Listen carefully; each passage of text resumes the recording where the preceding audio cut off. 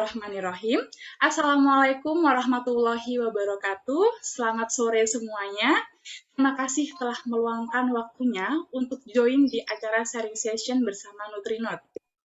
Dan hari ini saya, Nurul Baro Asarwani, dari tim Nutrinot, akan memandu jalannya acara pada sharing session sore hari ini. Oke, deal. Dipanggil nanti.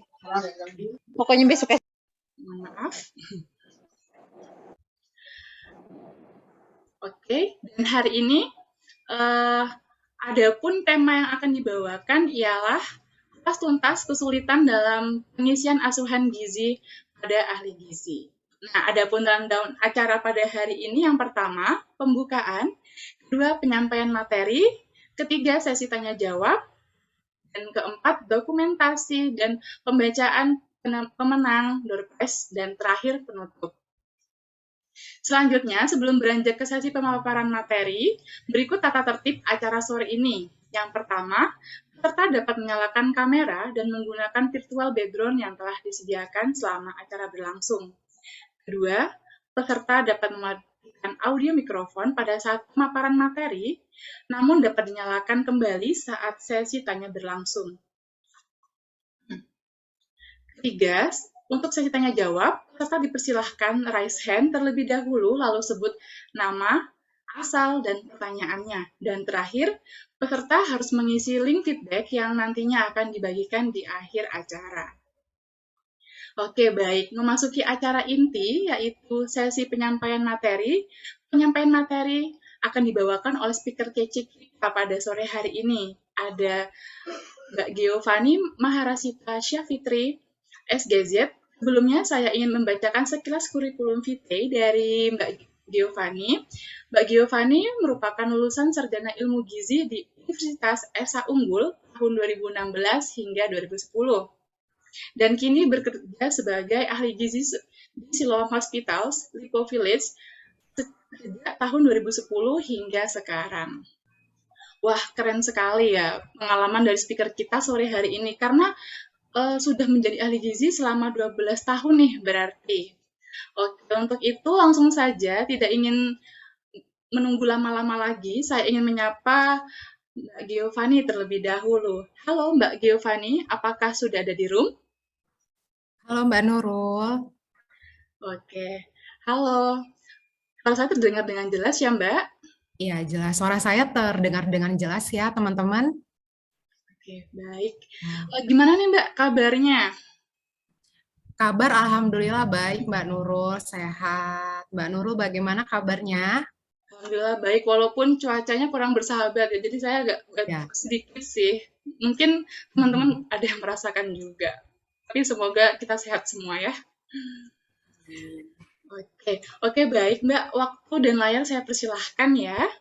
Boleh share screen langsung? Baik, saya share screen langsung ya.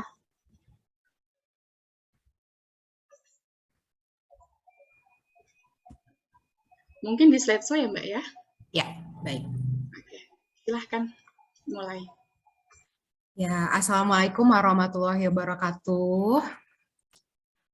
Kepada teman-teman sekalian, apa kabar?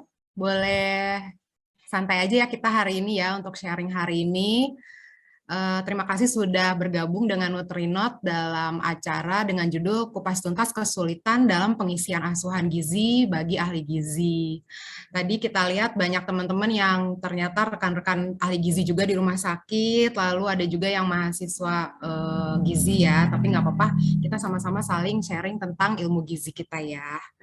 Nah, seperti teman-teman tahu bahwa sebagai ahli gizi pastinya kita punya 4 pilar kegiatan utama, yaitu pelayanan gizi rawat jalan, pelayanan gizi rawat inap, penyelenggaraan makanan, dan juga penelitian dan pengembangan gizi.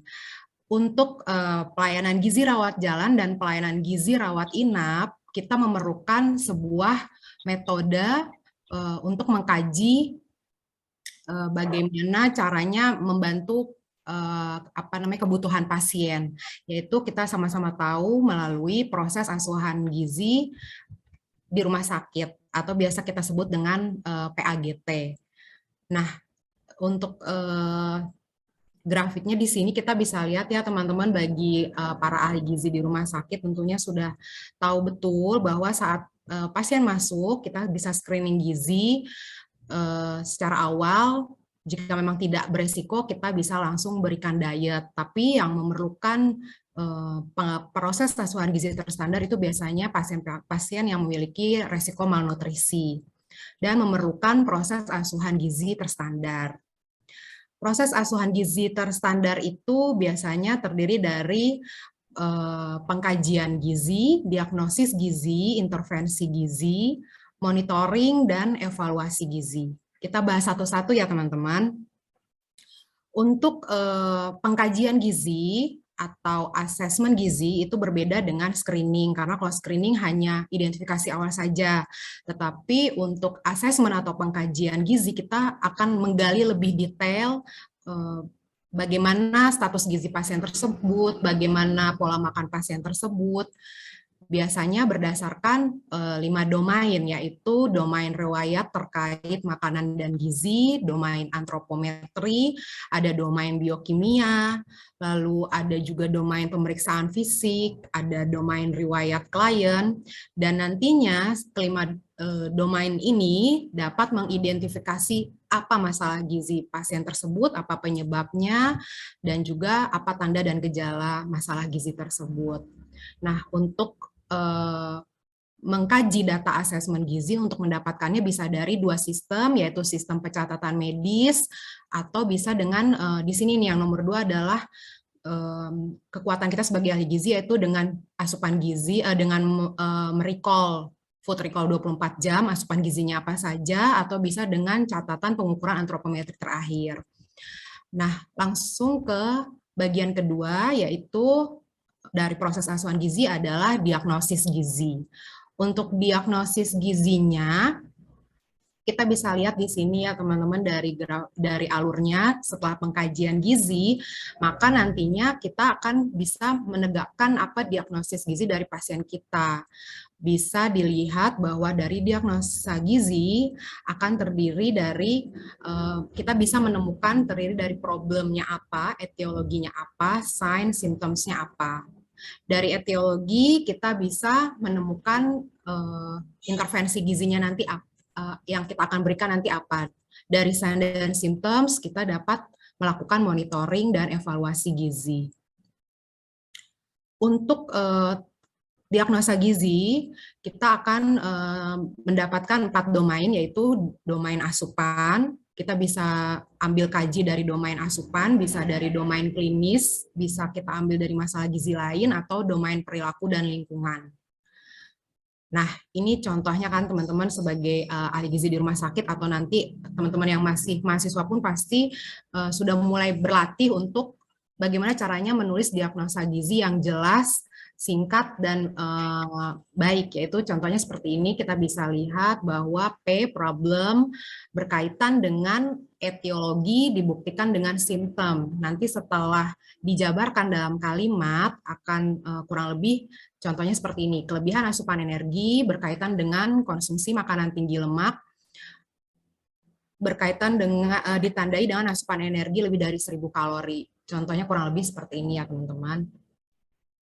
Terus lanjut ke intervensi gizi. Untuk intervensi gizi itu kita bisa lihat bahwa ada 2 komponen yang saling berkaitan, yaitu penetapan tujuan intervensi yang bersifat harus dapat diukur, dicapai, dan ditentukan waktunya. Lalu kita bisa mendapatkan preskripsi dietnya nantinya. Bisa dilihat dari perhitungan kebutuhan gizi, jenis diet, modifikasi diet, jadwal pemberian diet, dan jalur makanan. Untuk intervensi gizinya sendiri harus jelas nantinya apa, di mana, kapan, dan bagaimana intervensi itu dilakukan, dan kita biasanya lebih sosialisasi ke tim jasa boga, bisa juga kepada profesional pemberi asuhan lainnya seperti perawat misalnya. Untuk kepentingan dokumentasi dan persepsi dikelompokkan menjadi 4 domain. Biasanya kita bisa intervensi dari pemberian makanan atau zat gizinya, bisa kita intervensi untuk edukasi gizinya, konseling gizi, atau koordinasi pelayanan gizi. Tahapan terakhir dalam PAGT adalah monitoring dan evaluasi, yaitu monitor perkembangan, mengukur hasil, evaluasi hasil. Di sini tujuan kita ada dan pencatatan pelaporan. Nah, dalam monitoring dan evaluasi gizi ini tujuannya agar kita bisa tahu apakah intervensi kita sebelumnya berhasil atau tidak. Nah, tadi kan kita sudah bahas ya teman-teman untuk proses PAGT. Apakah untuk penulisan PAGT tersebut atau pelaksanaan PAGT tersebut sering muncul masalah? Tentu pasti banyak terjadi masalah ya. Nah, biasanya saya sebagai praktisi gizi di rumah sakit, masalah dalam pengisian PAGT adalah waktu. Karena memang untuk pengisian PAGT kita membutuhkan waktu yang cukup lama dalam mengkaji data, khususnya jika untuk mengetahui riwayat asupan makan pasien atau untuk menghitung total food recall-nya. Lalu pasti kita membutuhkan banyak kertas dan ada waktu untuk menulis. Jadi kalau untuk pasien rawat jalan biasanya akan membutuhkan waktu lama supaya mereka menunggu nanti hasil intervensi kita apa. Dan kadang juga si pasien dari print out yang kita berikan untuk konseling kadang juga sering hilang. Lalu solusinya bagaimana? Solusinya adalah dengan Nutrinot ternyata bisa membantu kita sebagai ahli gizi untuk bisa lebih praktis dalam melaksanakan tugas kita sebagai ahli gizi. Sampai untuk saat ini ada bisa diterima ya teman-teman ya. Kita lanjut aja ya Mbak Nurul.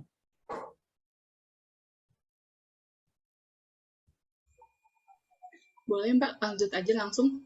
Oke, kita lanjut aja. Nah, sekarang sudah dalam tahap untuk pengenalan Nutrinot itu sendiri. Bagi teman-teman mungkin sudah ada yang memakai Nutrinot atau mungkin juga ada yang belum tahu sama sekali tentang Nutrinot. Nah, untuk Nutrinot teman-teman bisa download, maksudnya saya bisa menghubungi linknya yaitu di www.nutrinot.id. Bisa dibuat dulu ya teman-teman akunnya.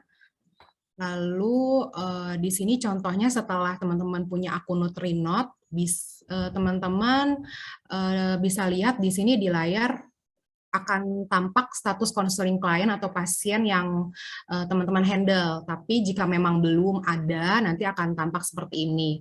Nah, untuk input data klien atau pasiennya, kita bisa klik di bagian klien.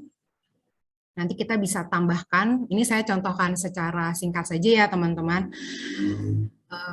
Misalnya kita langsung masukkan data pasien ya.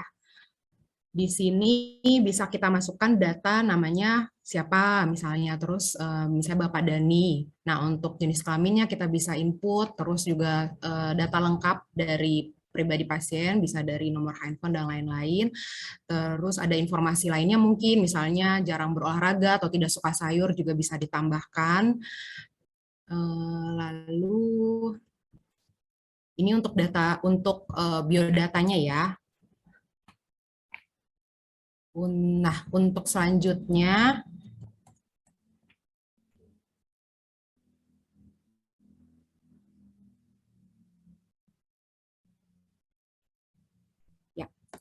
untuk selanjutnya setelah kita masukkan data pasien, biodata pasien, kita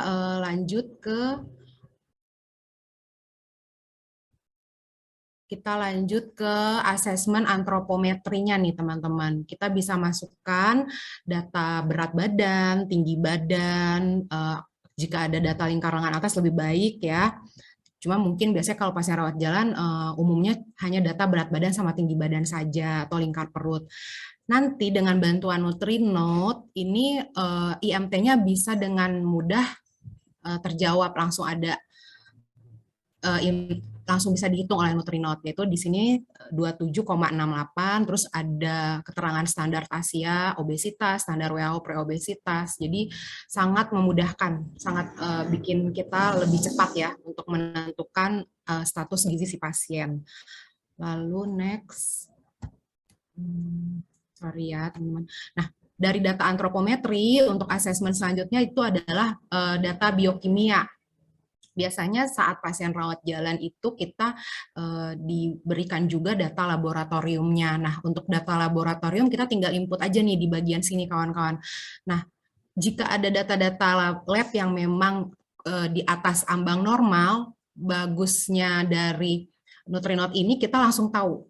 Jadi ada seperti warna merah di sini itu menandakan bahwa data labnya adalah abnormal alias di luar dari batas normal. Jadi kita tahu langsung seperti kadar lemaknya, ternyata dari hasil lab Bapak Dani tadi, hasil LDL-nya di sini langsung berwarna merah, artinya hasil lemaknya tinggi, terus gula darahnya juga tinggi kan teman-teman, terlihat.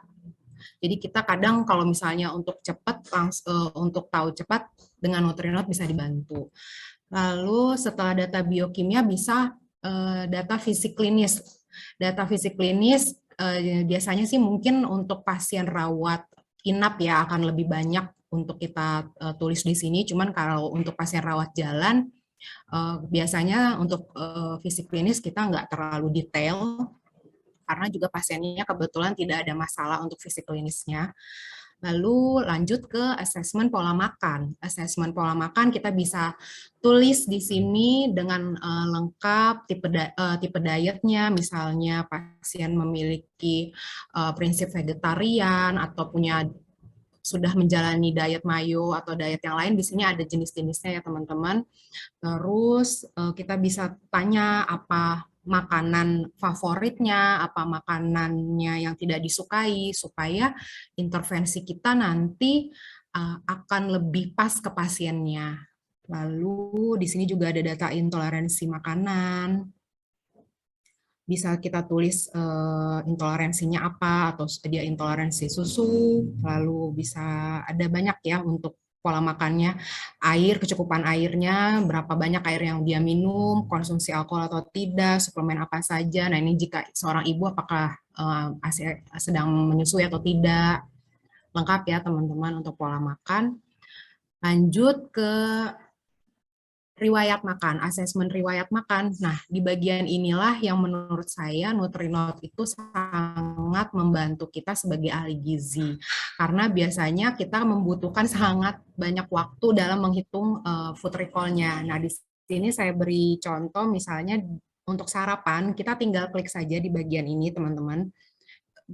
Cukup banyak jenis menu, nasi uduk, misalnya saya buat ya di sini, terus nanti langsung muncul kalorinya, proteinnya, terus kita bisa recall makan siangnya apa Pak? Makan siangnya misalnya nasi goreng, terus sama teh manis pun ada di sini kalorinya. Jangan lupa di yang bagian gramasinya ya teman-teman, disesuaikan. Lalu untuk makan malam, contohnya di sini sate ayam plus nasi, terus snackingnya ada kentang goreng, ada bakwan kurang lebih 50 gram. Nah, hasil dari recall-nya satu hari itu ternyata langsung keluar hasilnya dengan cepat. Dan menurut saya itu ini cukup akurat ya, kurang lebih asupan makannya 2.800 kalori dengan protein sekian-sekian. Untuk air juga jangan lupa kita tanyakan berapa komposisi air minum seharinya ya. Next, nah dari asesmen yang sudah kita buat tadi, kita berlanjut ke diagnosis gizi. Untuk diagnosis gizinya dengan Nutrinode kita nggak usah repot-repot melihat buku NCP. Domainnya tuh kita bisa langsung pilih di sini teman-teman. Tinggal ketik aja dari hasil asesmen, misalnya teman-teman udah bisa nangkep sepertinya ini adalah pasiennya kelebihan asupan energi atau apa ya namanya, bisa dari asupan, bisa kurang edukasi atau apa. Nah, untuk yang pasien ini saya ambil kelebihan asupan energi dengan domain NI 1.3. Ini semua lengkap ya teman-teman, jadi nggak usah khawatir, tinggal cari aja keywordnya. Nah, untuk etiologi, sign, dan simptom, memang kita harus ketik sendiri supaya kita lebih bisa bisa lebih mengeksplor untuk kemampuan kita sebagai ahli gizi. Jadi tetap kita yang buat sih untuk etiologi dan signs simptomnya, tapi saya rasa cukup membantu ya, sudah ada dengan problemnya yang ini lengkap, kita bisa etiologi signs simptom sendiri ya nggak masalah sih menurut saya. Jadi nanti untuk hasilnya akan keluar nih teman-teman diagnosis gizinya, dan bisa lebih dari satu diagnosis ya. Tapi untuk contoh saya ambil satu diagnosa saja, yaitu kelebihan asupan energi berkaitan dengan pola makan tinggi kalori dan lemak yang ditandai oleh status gizi pasien obesitas dan gula darah tinggi. Lanjut ke intervensi. Untuk intervensinya, teman-teman bisa lihat di sini di Nutrinot. Kita bisa lihat untuk perhitungannya nantinya mau pakai rumus apa. Tadi Mbak Nurul bilang sudah ada rumus Mifflin. Di sini sebenarnya banyak sekali teman-teman rumus basal metabolic rate yang teman-teman mau pakai, tapi sebagai standar memang di rumah sakit saya pakainya Harris Benedict. Nah, nanti untuk faktor aktivitas, karena ini pasien rawat jalan yang tidak banyak faktor stresnya, ya saya pilih yang ini aja, faktor aktivitas, kebanyakan duduk, faktor stresnya tidak sakit. Dan ini juga bisa dipilih-pilih, teman-teman bisa dimodif sesuai dengan keadaan pasien. Lanjut ke distribusi zat gizi makronya untuk penentuan program diet si pasien, ini sangat membantu sekali dan memudahkan sekali. Kenapa? Karena kita tinggal memilih saja berapa persentase yang baik, yang pas kadar gizi makro untuk si pasien, sesuai dengan kaidah-kaidah diet yang teman-teman tahu. Untuk diet rendah lemak ini saya coba dengan bertahap, karbohidratnya 60%, penurunan lemak 15%, dan protein 25%. Ini garisnya bisa kita arahkan sesuai dengan prinsip teman-teman ya. Jadi dia fleksibel. Lanjut ke distribusi zat gizi mikronya juga kita langsung keluar nih, dibantu oleh Nutrinot. Pokoknya simple. Sudah ketemu intervensi apa yang akan kita berikan kepada pasien, lanjut ke bagian hasil. Nah, ini langsung bisa di-print loh, teman-teman. Sudah lengkap sekali dari nama, terus data-data pasiennya, diagnosis gizinya apa. Jadi saat pasien lihat juga sangat jelas dan sangat rapi, mudah dimengerti. Lalu hasil asesmennya tadi apa, otomatis sudah ke-record ya dengan Nutrinot. Dan nanti di bagian bawahnya ada intervensi kita yang akan kita berikan, penurunan berat badan, mengatur kadar gula darah supaya normal, bisa langsung kita bantu dengan memberikan leaflet juga, pantangan-pantangan makan apa yang baik dihindari oleh si pasien. Lalu lanjut, nantinya di bagian monitoring ini jika pasiennya datang konseling untuk kedua kalinya. Seperti itu teman-teman. Jadi dengan Nutrinot cukup membantu untuk membuat lebih ringkas, praktis, tapi tetap rapi dan pastinya pasien lebih mudah dimengerti ya untuk hasil diagnosa kita. Ya, sekian dari saya, hasil sharing saya. Terima kasih. Buat yang mau tanya, boleh. Terima kasih Mbak Nurul. Oke, terima kasih Mbak Giovanni atas materi yang sudah dipaparkan barusan ya. Mungkin saya ambil garis besarnya ya. Kan kita ini kan sekarang lagi ada di fase kayak zaman sekarang ini kan zaman digital banget, apa-apa digitalisasi kayak gitu ya. Kita lapar tinggal GoFood dan lain-lain. Nah, semacam adanya digitalisasi ini kita itu seharusnya tuh ambil positifnya, semacam menjadikan hal ini nih untuk memudahkan pekerjaan. Contohnya ada Nutrinot yang bisa memudahkan teman-teman atau rekan-rekan ahli gizi dan teman-teman mahasiswa gizi itu dalam melakukan asuhan gizi pada klien. Jadi biasanya kan tadi udah dijelasin terkait tadi itu kayak terkait IMT, mungkin biasanya kan kita masih buka kalkulator kayak gitu ya, Deo ya. Untuk nyari IMT masih ngitung dulu, tapi kalau di Nutrinot tinggal masukin DBTB yang ada dari sesuai pasiennya, langsung muncul IMT-nya berapa.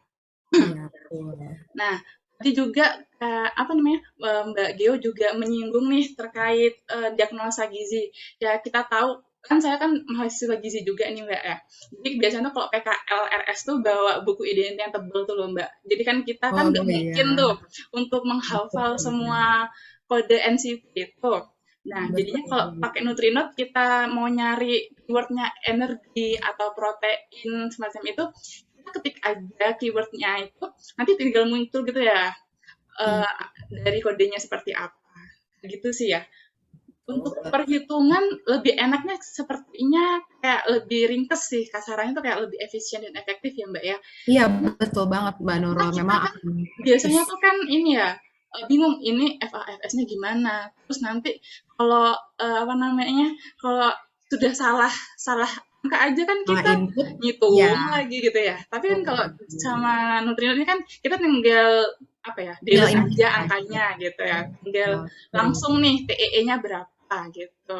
Terus untuk distribusi zat makronya tadi saya lihat kan tinggal digeser-geser aja. Misal pengen Iya, 20% tinggal ke sana, kalau mau dinaikin ke kiri, ke kanan seperti itu ya. Jadi mungkin teman-teman yang merasakan atau jadi mahasiswa mungkin ya kebanyakan saya mengetahui banget tuh keluh kesahnya mahasiswa itu ya. Karena kita tuh kan sampai ngitungnya tuh kan habis banyak kertas gitu ya. Karena habis ke CI-nya mungkin itu nanti oh ini salah hitungannya ya kan otomatis kita dari awal sampai bawah itu kan ngulang lagi ya Mbak ya karena betul. ganti angka lagi gitu ya. Ya. Oke, mungkin sudah ada ini ya yang belum menggunakan Nutrinot mungkin dapat ilham atau apa ya hidayah nih wah ada Nutrinot kenapa nggak dari dulu mungkin ya seperti itu. Oke boleh Iya. banget teman-teman yang mau pakai Nutrinot linknya ada di kolom chat ya. Oke, kita langsung aja ke maaf, ke sesi tanya jawab. Mungkin ada yang ingin bertanya atau sharing. Mungkin ada ahli, mungkin nggak selain mahasiswa aja ya, mungkin ada ahli gizi sama rumah sakit nih bisa sharing ke Mbak Giovanni juga yang sesama ahli gizi rumah sakit.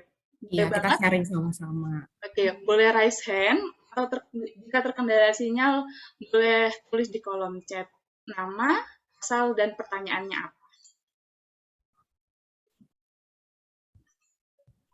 Yuk, mungkin ada yang ingin bertanya.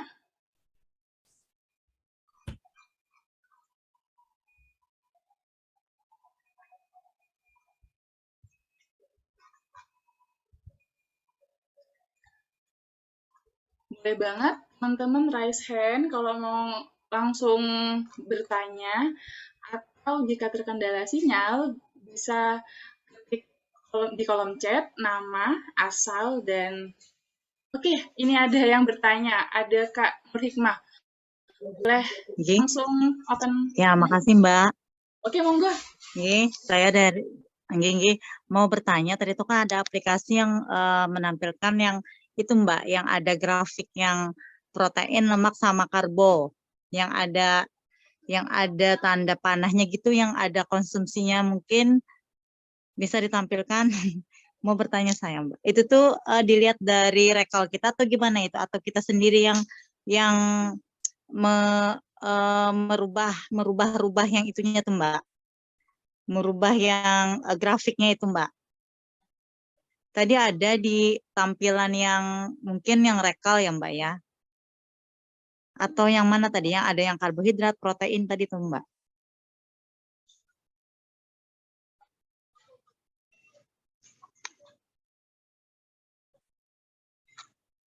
Ada Mbak. Mohon maaf, Mbak Geo masih Oh maaf, yang bagian ini Yang distribusi intervensi di Mbak. upload, Yang di intervensi. itu Iya, kan ada tuh kebutuhan protein sama lemak sama karbo. Yang betul. yang ada garis birunya tuh Mbak. Yang ini ya betul ya Mbak Nur. Mohon maaf Mbak, slide-nya masih terima kasih, belum bergerak di saya. Oh, Mungkin yang lain atau saya saja ya? Iya, sama-sama Mbak. Masih layar, terima kasih Mbak. oke. Sebentar. Karena kan ini mungkin memudahkan kami di rumah sakit mungkin ini. Iya betul Bu Nur. Yang ini sudah terlihat? Iya, memang sudah terlihat, Ya, baik. Ah, Yang di situ ini kan ya. ada tuh Mbak. Iya, Itu kenapa Mbak berdasar. Nur? Itu tuh berdasarkan yang rekawan yang kita masukkan tadi atau gimana, Mbak? Oh, Mungkin, ini jadi untuk yang intervensi ini adalah untuk diet yang akan kita berikan kepada pasien tersebut, Bu Nur Hikmah, untuk presentasenya. Jadi tujuan dietnya kita nanti apa, mau berapa banyak karbohidratnya, berapa banyak lemaknya, nanti kita yang atur di sini, bukan dari hasil food recall ya, oh Bu ya, siap-siap, Hikmah. Mbak. Iya. Berarti itu tuh sudah tampil muncul, misalkan kita mau protein mungkin 15%, itu sudah Betul. kita yang aturnya ya, Mbak Kita ya? yang atur. Dan Oh, siap-siap. tadinya kan Bu Nur bisa lihat di list sebelumnya ternyata Bapak ini asupannya 2.800 kalori. Nah, Iya. intervensi kita bertahap. Jadi dibantu dengan Nutrinot langsung ketemu angkanya 2.000 kalori saja dulu Oh sementara iya. dari ini Untuk dari perhitungannya. Oh, siap-siap. Iya. Untuk yang zat gizi mikronya tadi itu sama mengikuti ya, Mbak ya?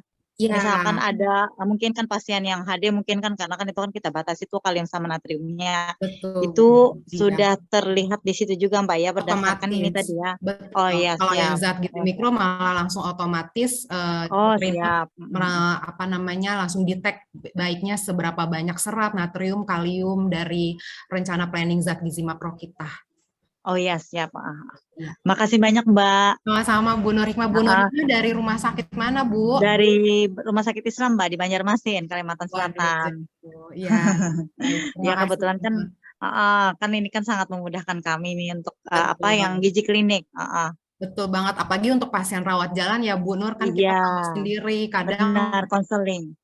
bingung untuk membagi waktu, Ya, komunikasi dengan pasien, terus untuk intervensinya. Nah, dengan Nutrinot kita benar-benar, Mbak. langsung simpel sih Bu. Iya. Iya, mudah-mudahan kami secepatnya Mbak mendownload, Mbak. Baik Bu Nur Hikmah, Ya, terima terima kasih. kasih. Iya, nggih. Assalamualaikum. Waalaikumsalam. Oke, baik. Terima kasih dari pertanyaannya Bu Nur Hikmah ya. Oke, Ya. kita lanjut. Ini ada yang di kolom chat nih, Mbak. Ya, di kolom chat Dari Kak Endang, RS Citra Husada. Pertanyaannya, bagaimana untuk status gizi anak berdasarkan standar WHO? Nah, mungkin saya mau menjelaskan, mungkin kalau di Nutrinot ini kan masih belum ada yang gizi anak, tapi masih kita upgrade gitu ya. Mungkin secara teoritis mungkin Mbak Geo mau menambahkan apa ya, mau menjawab mungkin? Memang kalau dilihat dari Nutrinot belum ada untuk status gizi anaknya, betul ya Mbak Nur? Mbak Iya, Nurul. benar. Iya, jadi ini kelihatan nggak ya? Maaf untuk slideshow-nya. Untuk slideshow-nya sebentar. Terlihat ya? Ya, terlihat. Terlihat ya. Ya, jadi untuk asesmen di antropometri memang dari Nutrinot sendiri belum ada. Jadi biasanya sih tetap kita memerlukan panduan grafik dari WHO untuk menentukan apakah status gizi anak tersebut baik atau kurang. Gitu. Jadi tetap perlu panduan dari standar WHO ya, atau rumus cepat seperti yang kita biasa pakai gitu. Untuk sementara dari Nutrinot belum. Mungkin secepatnya ya Mbak Nurul biar lebih perfect lagi nih Nutrinot. Oke, mungkin bisa ditampung dulu ya. Ya. Oke, terima kasih sudah memberikan ini ya, Memberikan membangun saran nih, ya. membangun untuk Nutrinot. Oke, baik. Langsung ya Mbak ya ke Kak Karisa Dewi. Perkenalkan, nama saya Karisa, asal Balikpapan. Boleh tanya untuk status gizi anak dan untuk ibu hamil bagaimana ya? Mungkin yang status gizi anak tadi sudah dijelaskan, tapi yang untuk ibu hamil mungkin Mbak Geo ingin menjawab. Untuk ibu hamil, saya rasa kita tetap berpegang pada standar gizi seperti standar gizi biasanya saja dulu, karena memang untuk ibu hamil kan pastinya kita lebih concern untuk TKTP saja ya, gitu. Jadi nggak usah terlalu dengan PAGT, seperti itu sih. Oke, mungkin Iya. menambahkan bahwa kalau Iya, boleh. keunggulan dari Nutrinut ini kan nggak hanya PAGT-nya juga, tapi kita ada leafletnya juga ya Kak ya. Jadi ada leaflet TKTP, mungkin bisa dikasihkan ke ibu hamilnya seperti itu sebagai penunjang dietnya. Sebagai penunjang, baik. Ya, oh, untuk yang leafletnya ya. Ya, benar. Betul, baik. Oke, mungkin kita lanjut ke Kak Hendra Lesmana. Terima kasih Mbak Giovanni, penjelasannya sangat jelas. Saya sebagai petugas gizi puskesmas yang kebanyakan menangani klien atau pasien rawat jalan bisa sangat terbantu dengan adanya Nutrinot. Wah, ini ditunggu ya Mas Hendra untuk menggunakan Nutrinot. Saya kira bertanya. Oke, Iya. baik. Terima kasih Mas Hendra, semangat terus menjadi ahli gizi di Puskesmas. Pasien sedang banyak nih kayaknya ya Mas Hendra. Puskesmas selalu banyak pasti. Iya, benar. Oke, ini lanjut dari Kak Tessa Priscilia. Untuk putri call-nya, apakah semua bahan makanan ataupun nama makanan ada, Bu? Mungkin bisa dijawab.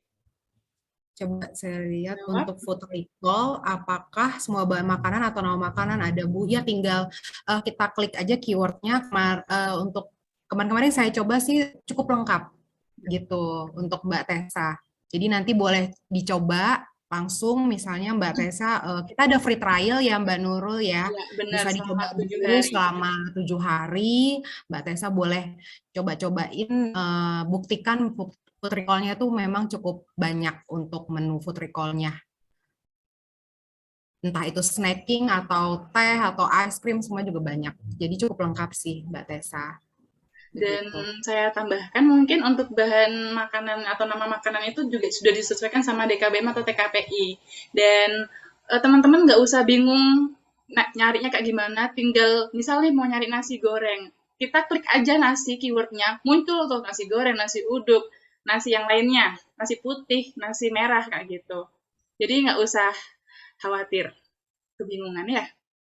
Oke, kita lanjut ke Kak Nur Fahada Syawalin. Perkenalkan, nama saya Nur Fahada Syawalin dari Sidoarjo. Izin bertanya, maaf termasuk out of the topic pertanyaannya. Bagaimana tentang kecukupan gizi anak yang sewaktu bayi belum melakukan imunisasi dan baru melakukan imunisasi saat umur 5 tahun? Oke, mungkin out of topic ya. Out of topic, iya. Iya. Tapi untuk pertanyaannya ini, Ibu Nur Fahada Syawalin, maksudnya apa ada perbedaan atau bagaimana maksud dari pertanyaannya? Apa ada perbedaan kecukupan gizi dibandingkan dengan yang imunisasi atau yang terlambat imunisasi atau bagaimana ya? Tujuan pertanyaannya? Mungkin begini ya, Mbak Gio. Jadi, Iya. gimana kecukupan gizi anak yang belum imunisasi sama yang baru imunisasi waktu 5 tahun? Gitu sih saya nangkepnya kayak gitu sih. Kecukupan gizinya ada perbedaan atau tidak gitu ya? Iya, mungkin kayaknya sih seperti itu. Oh, Karena ada kalau pembanding nih dia soalnya pertanyaannya. Oh iya, iya Kak, iya, benar. iya, iya.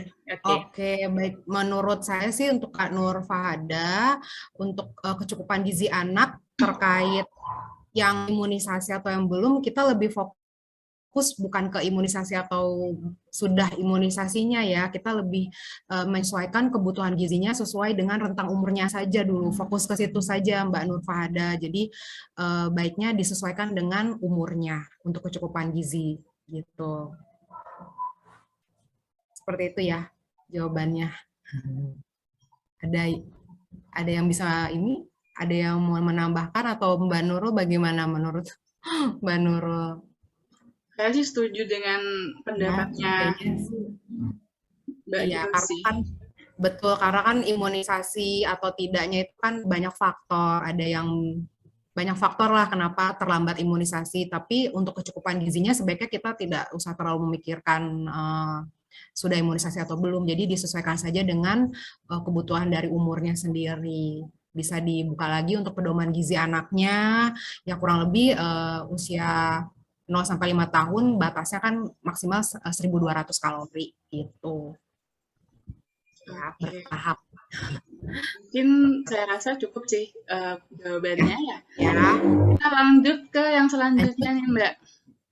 Ya, Oke, dari Bu Rita Puji Puspariani ke Luwu, pertanyaannya untuk pasien yang riwayat penyakit tertentu, apakah bisa diinput ke Nutrinot dengan dengan mencantumkan nilai hasil health check-up-nya? Bisa dijawab, Mbak Leo? Untuk pasien dengan riwayat penyakit tertentu, apakah bisa diinput ke Nutrinot? Ya, tentu tentu bisa, Bu Rita. Jadi tinggal kita sesuaikan saja di asesmennya. Jadi di dalam data asesmen bagian biokimia. Jadi nanti kita akan lihat di bagian situ sih untuk dietnya nanti tujuan intervensinya bagaimana, tinggal ditulis di asesmen biokimianya gitu. Lalu nanti bisa kita buat di intervensinya menyesuaikan dengan hasil dari asesmen kita tersebut. Jadi memang nggak langsung otomatis, tetap kita mesti usaha untuk mengkaji ya intervensinya apa gitu Bu Rita. Jadi nggak bisa langsung otomatis, tapi saya rasa Nutrinot cukup membantu sih untuk ketahapan intervensi gizi apa, cukup membantu gitu. Lalu apakah bisa diinput dengan mencantum nilai hasil health check up-nya? Ya, ini semua sudah terekam ya, Bu Rita. Jadi data-data yang kita input itu sudah otomatis terekam hasilnya seperti yang tadi, yang tadi kita lihat. Ini terlihat ya, ini sharing yang screen yang saya share ya. Jadi bisa langsung terinput dengan hasil yang seperti ini Bu Rita. Ini previewnya, jadi betul-betul sudah rapi dan ini bisa langsung dikirim via WhatsApp ke pasien tersebut. Begitu, bisa langsung dikirim atau kita print juga bisa. Tetapi untuk seperti penyakit tertentu misalnya penyakit hati sebut saja. Kalau tadi kan lebih cenderung ke hiperkolesterol ya Bu. Nah kalau misalnya ada case lain seperti ginjal atau apa, tetap kita sendiri yang harus aktif untuk membuat intervensinya nanti apa. Seperti itu. Oke, baik. Jawabannya sudah terjawab. Semoga mungkin pertanyaan. Ya, semoga cukup jelas ya penjelasannya. Oke, lanjut nih Mbak dari Kak Nazima di RS Ropanasuri. Apakah data pasien ini bisa tersimpan dan jika ada pasien kontrol ulang kita bisa lihat lagi nih data kebutuhan gizinya dan menambahkan data barunya atau membuat ulang di slide baru? Bisa dijawab Mbak Geo? Iya, jadi untuk Mbak Nazima Safitri, apakah data pasien bisa tersimpan? Bisa, karena nanti di bagian monitoring itu otomatis sudah tersimpan di Nutrinot. Dan kalau memang pasiennya datang kembali, kita bisa langsung input di bagian status konseling nanti ya, sudah langsung masuk, jadi namanya bisa kita klik dan langsung melanjutkan saja dari data. Tidak perlu membuat ulang seperti itu. Jadi cukup ringkas, praktis dan sangat membantu kita ya untuk data-data pasien. Iya, benar sekali. Ya. Wah, ini ternyata banyak banget nih yang tanya lagi nih Mbak. Nggak apa-apa ya Mbak ya?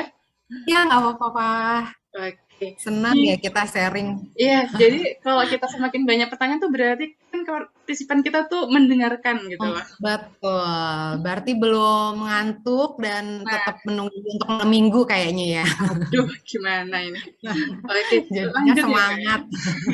Oke, perkenalkan nama saya Bella Cikita Oktaviani. Halo Kak Bella, ahli gizi yang bertugas di Pratama Universitas Syah Kuala Banda Aceh, Mbak. Izin bertanya, apakah aplikasi Nutrinot sama atau hampir mendekati dengan aplikasi NutriSurvey, Mbak? Boleh dijawab nih, Mbak. Oke, halo Kakak Cikita dari Aceh, jauh banget ya. Saya belum pernah ke Aceh loh. Jadi gini Mbak Bella Cikita Oktaviani, untuk pertanyaannya apakah aplikasi Nutrinot sama atau hampir mendekati dengan aplikasi NutriSurvey? Mungkin maksudnya Mbak Bella Cikita ini adalah data bahan makanannya sepertinya ya. Kayaknya gitu ya Mbak Nurul ya. Mungkin seperti mungkin itu. Maksudnya adalah iya, mungkin maksudnya adalah apakah daftar bahan makanannya di Nutrinot cukup lengkap kalorinya seperti di NutriSurvey, gitu, apakah sama? Iya, dan kalorinya. Saya rasa sih pastinya sama, untuk kelengkapannya sama. Untuk kelengkapannya sama dan untuk kalorinya juga keakurasian kalori dan jumlah zat gizi lainnya juga baik gitu. Jadi untuk Nutrinot saya rasa nggak usah terlalu kita khawatir ini miss banyak nggak ya untuk hasil hitungannya, itu kita nggak usah khawatir gitu sih untuk menjawab pertanyaan Mbak Bella Cikita. Oke, lanjut ya Mbak. Dari Ya. Kak Eka Sari, izin bertanya, Iya. berapa biaya untuk berlangganan Nutrinot? Nah, ini mungkin Nah, saya yang menambahkan ya. betul. Kita di sini ada free trial selama 7 hari itu gratis, dan setelah 7 hari itu baru deh kita itu berlangganan. Nah, dikenakan biaya tergantung Mbak Eka Sarinya menggunakan paket yang apa, yang personal untuk 1 orang, atau 5 orang, atau 10 orang, bahkan 50 orang. Jadi enak tuh buat misal nih punya temen 5 orang, segeng nih 5 orang, yuk pakai Nutrinot yuk gitu, kita patungan, lebih mudah gitu loh. Seperti itu. Jadi nanti untuk ingin bertanyanya bisa langsung hubungi admin kami di via WA. Nanti akan saya tulis di kolom chat ya, Kak Eka Sari. Iya. Oke, ini ada yang bertanya nih dari Kak Fitri Yeni. RS Ibnu Sina Bukit Tinggi. Wah, tadi Aceh, sekarang Bukit Tinggi nih, Kak. Bukit Tinggi, Masya Allah, dari Padang. Ya. Izin bertanya, apakah Nutrinut ada versi offline-nya? Nah, ini mungkin Ya. mau Bisa. Mbak Geo yang menjawab. Setahu saya sih cuma ada versi free trial, lalu nanti harus berlanjut kita langganan ya, memilih lama, ada rentang waktu untuk berlangganannya. Gimana Mbak Nurul? Ya, jadi Iya. mungkin kita ini lebih ke ini ya, platformnya website. Dan untuk yang mungkin teman-teman ngiranya ini aplikasi yang ada di Play Store. Nah, mungkin nanti kalau sudah banyak nih yang bergabung, boleh banget nanti kita upgrade ke Play Store. Tapi untuk saat ini kita di website aja dan harus online karena kalau nggak online atau karena kita tuh membutuhkan koneksi internet yang stabil seperti itu. Tapi nanti bisa kita upgrade lebih baik lagi seperti itu. Yang pasti sih bisa lewat handphone juga bisa ya, Mbak Nurul. Bisa lewat handphone, PC, Handphone, iPad. PC gitu. Oke. Iya. Nah, ini dari Endang lagi, apakah bisa ditunjukkan contoh print out-nya, Kak? Oke. Mungkin Geonya ada PDF-nya? Print out, contoh print out-nya aku belum sempat print out ya. Ya, ada Untuk siapa screenshot-nya nggak? pertanyaan Bu Endang? Belum ada nih. Oke, mungkin nanti akan saya share lewat WA ya untuk print out PDF-nya. Bisa ingin contohnya untuk Kak Endang. Iya. Baik, Kak. Terima kasih. Oke. Ditunggu. Oke, siap. Oke, ini banyak banget ya Mbak ya yang bertanya, tapi apakah Mbak masih bersedia untuk menjawabnya ini? Iya, boleh 2 pertanyaan lagi ya, Oke. teman-teman. Terima kasih. Iya. Nah, Bagaimana? mungkin teman-teman yang ingin bertanya di luar sharing session boleh banget nanti bisa DM di Instagram kami atau via WA di admin kami seperti itu ya. Jadi sekarang 2 pertanyaan terakhir ya. Oke, perkenalkan saya Maulana Lailatus Saidah, mahasiswa dari Poltekkes Jogja. Wah, tadi Sumatera, sekarang Jawa lagi nih. Izin bertanya, apakah aplikasi Nutrinot dalam mencari kebiasaan makan, apakah bisa melalui SQFFQ atau hanya recall saja? Terima kasih. Ya, untuk Kakak Maulana Lailatus, apakah aplikasi Nutrinot dalam mencari kebiasaan makan, apakah bisa melalui SQFQ atau hanya recall saja? Kebetulan sepertinya bisa semua ya, Mbak Nurul, betul ya? Ya. Oh, kalau yang SQFFQ masih belum Belum sih. ya? Ya, yang recall saja sih. Oke, ya. Berarti ya mohon maaf, berarti maksudnya baru hanya bisa melalui food recall 24 jam saja. Baik. Oke, lalu yang terakhir nih mungkin Yang terakhir, dari Nur Nur Hikmah ya. Mau tanya Mbak, untuk leaflet itu, maaf ya, untuk leafletnya sudah tersedia atau belum dan menyesuaikan dengan zat gizi makro dan mikro? Boleh dijawab? untuk leaflet pastinya sudah sesuai dengan zat gizi makro dan mikro. Koleksi leafletnya kebetulan ini saya nggak tampilkan di saat sharing, nanti mungkin boleh dicontohkan kali ya Mbak Nurul atau dikirim ke Mbak Nur Hikmah untuk contoh leafletnya. Nanti akan saya lengkapi Ya. dan saya share di grup WA ya. Baik-baik, ya. Oke, sepertinya sudah cukup ya Mbak ya, karena saya kira hanya Ya, 3 orang pastinya peserta ya. nih yang bertanya, ternyata banyak sekali. Dan mungkin untuk yang belum apa ya terjawab, boleh banget diteruskan di grup Ya, WA mohon maaf. untuk bertanyanya gitu. Oke, Baik.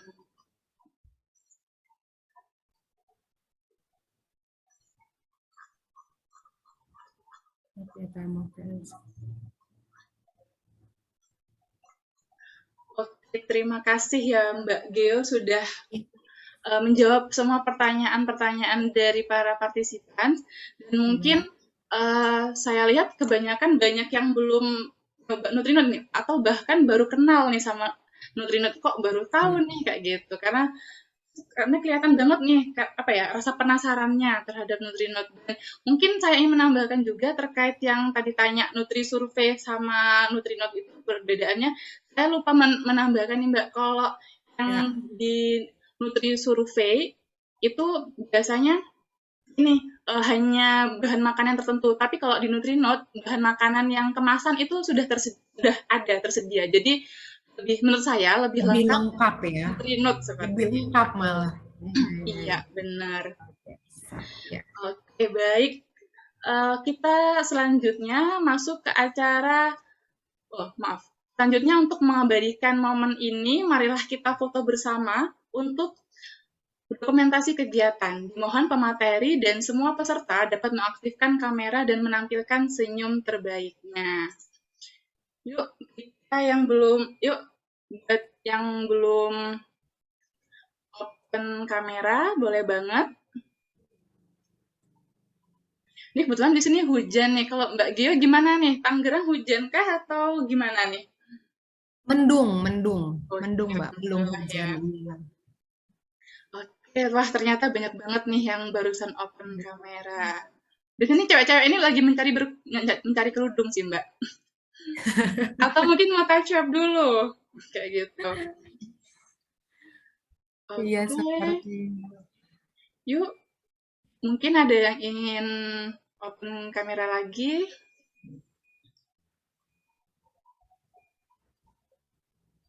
Oke. Saya rasa, oh masih ada nih yang open kamera nih. Sabar ya sebentar, biar kita ini semacam meet up-nya tuh apa ya? Meet up-nya virtual virtual ya. gitu. Iya. Dari Sabang sampai Merauke kayaknya Mbak Nurul. Nah, iya benar. Tapi ini ada teman saya Mbak dari Jepang nih Mbak. Ayo, sudah nyampe Jepang nih. Oke, saya rasa sudah cukup yang Sudah open ready. kamera ya. Oke, saya hitung 3, 2, 1 ya. Oke. 3, 2, 1. Oke. Next. Slide kedua, oke. 3, 2, 1. Terakhir. 3, 2, 1. Oke, baik. Terima kasih yang sudah meluangkan waktunya, yang harusnya sore ini mandi atau mau siap-siap keluar mungkin gitu ya, tapi menyempatkan buat ikutan sharing session. Oke, selanjutnya nih yang ditunggu-tunggu nih, yaitu pembacaan pemenang IG Story sharing session pada sore hari ini. Mungkin kalau saya ada salah pengucapan bisa dibenerin ya, teman-teman ya. Oke, sebentar saya lihat dulu. Nanti yang saya panggil boleh open mic ya. Selamat kepada Kak Nanda Ferdinal. Apakah ada di room? Halo Kak Nanda Ferdinal, apakah ada di room? Halo ya. Oke, baik. Terima kasih. Selamat ya Kak. Nanti akan dihubungi sama Nutrinot via DM. Oh ya, boleh tahu nih, boleh kenalan sebentar nih. Kak Nanda dari mana dan mahasiswa atau ahli gizi nih? Boleh aku perkenalkan nama Nanda Ferdinal Yanti. Aku bekerja di salah satu rumah sakit Simelu, Provinsi Aceh. Wah, Aceh. Halo, Bagus Mbak Nanda. sekali. Selamat. Salam kenal semuanya. Salam kenal juga. Salam kenal. Oke, terima kasih ya Kak Nanda. Baik, terima kasih Nutrinot. Oke, selanjutnya dari Kak Ayu Tiara. Apakah ada Kak Ayu Tiara di room? Iya, ada Kak. Halo Kak Ayu, selamat mendapatkan 12 menarik dari kami. Nanti akan dihubungi oleh tim Nutrinot ya. Sebelumnya saya boleh berkenalan nih Kak sama teman-teman yang lain. Dari mana dan saat ini profesinya sebagai apa? Perkenalkan, nama saya Ayu Tiara, asal dari Pekanbaru. Profesi saya sebagai mahasiswa gizi semester 5 di UIN Suska Riau. Wah, jauh sekali ya ternyata. Oke, salam kenal ya Kak Ayu. Salam kenal Kak Ayu. Iya Kak, salam kenal kembali Kak. Oke, mungkin sebentar.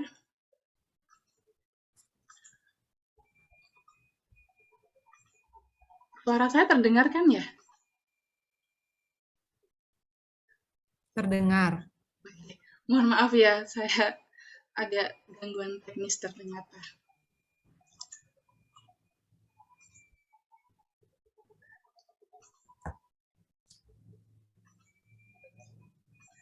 Sebentar lagi akan saya kirim link untuk diisi. Sebentar saya akan coba kirim ya.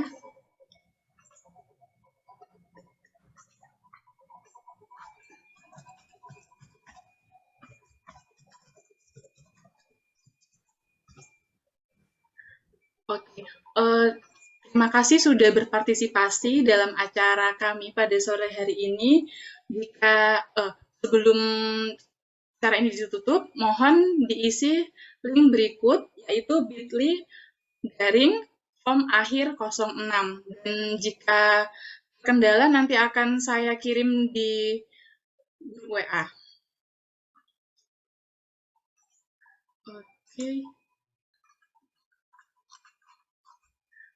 Oke, para peserta yang berbahagia, akhirnya kita sudah di penghujung acara sharing session pada sore hari ini.